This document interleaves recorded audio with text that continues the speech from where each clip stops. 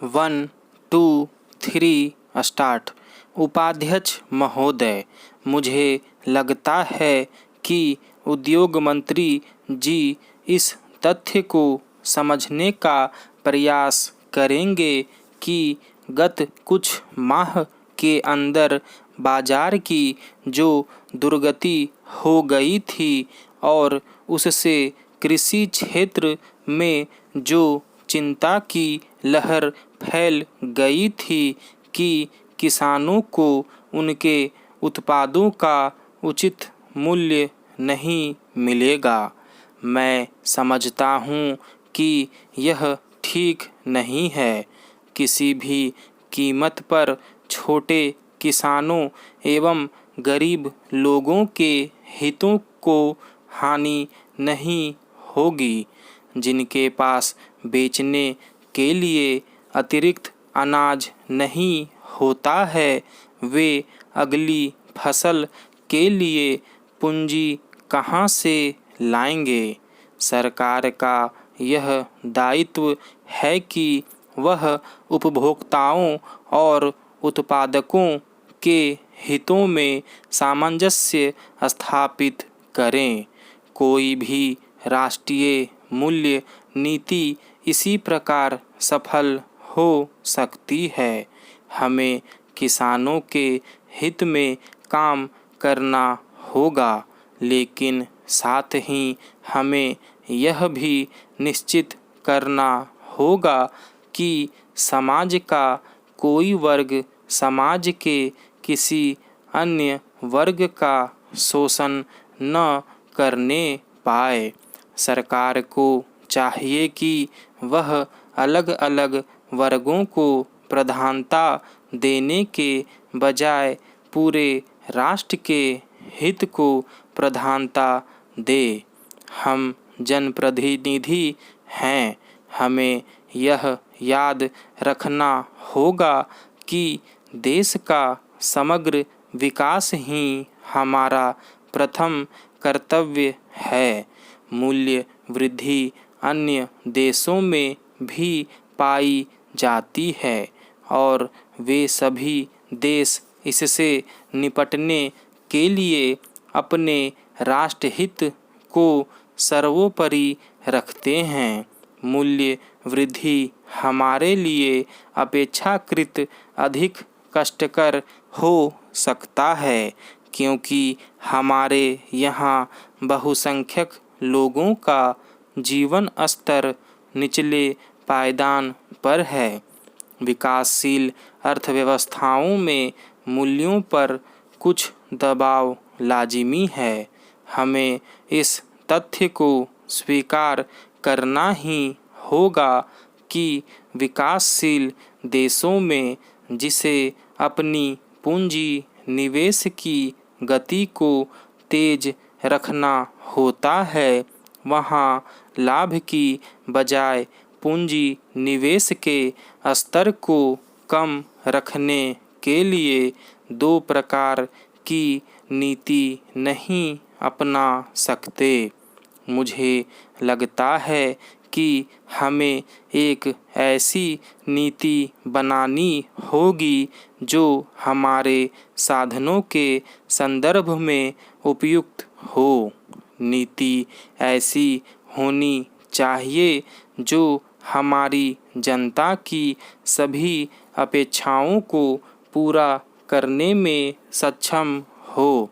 कभी कभी यह अनिवार्य हो जाता है कि मूल्यों में कुछ वृद्धि हो।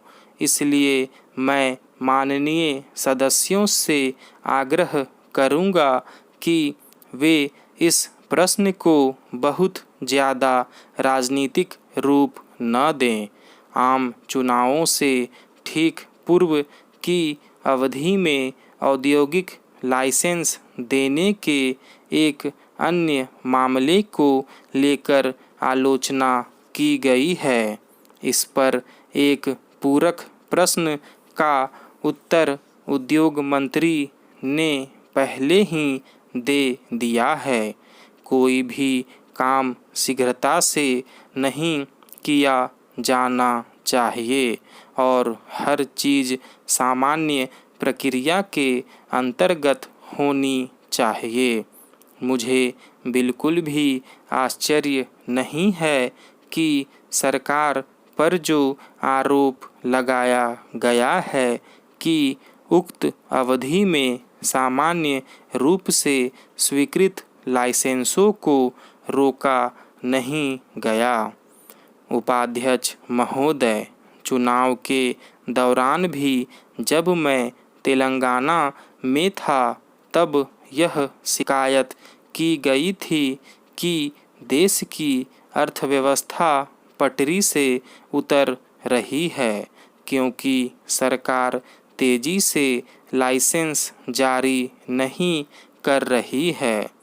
यह शिकायत तथाकथित विशाल महागठबंधन द्वारा चुनाव के समय और उसके बाद के समय में भी सरकार को बदनाम करने के लिए की गई थी।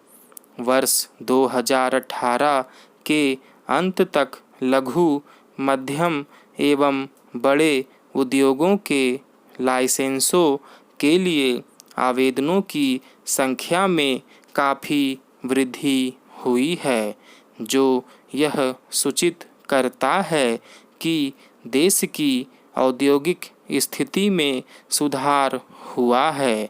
ऐसा होना स्वाभाविक है।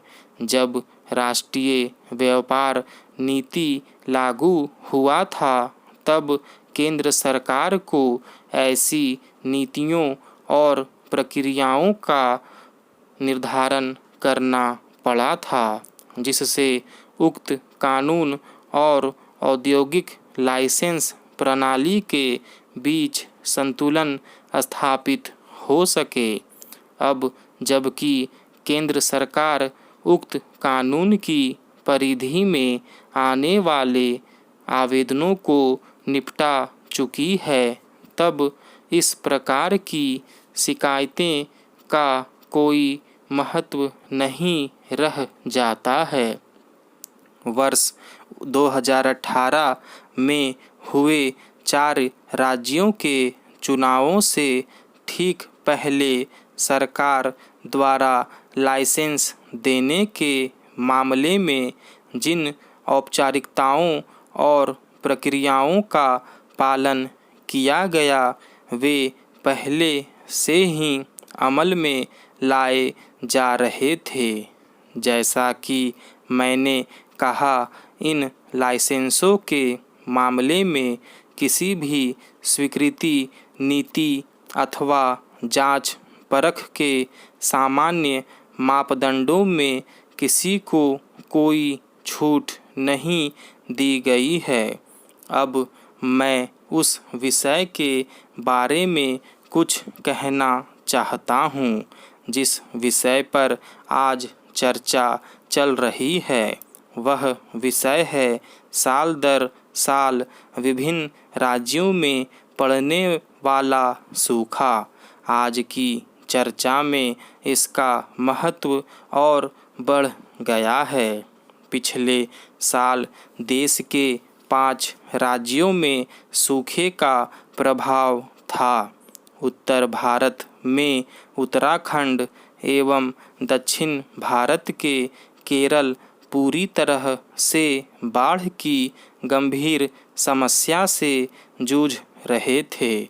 मौसम बदल गए, साल बदल गया, परंतु उस बाढ़ का दुष्परिणाम अभी तक समाप्त नहीं हुआ है। सरकारी घोषणाओं का दोनों ही राज्यों की जनता पर कोई सकारात्मक असर नहीं दिख रहा है। स्टॉप।